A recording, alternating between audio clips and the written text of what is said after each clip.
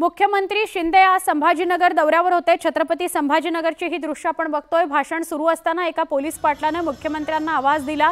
कार्यक्रमानंतर मुख्यमंत्र्यांनी पोलीस पाटलांना भेटून आपली व्यथा मांडली। हा पोलीस पाटील भेटून त्यांना व्यथा मांडतो आहे।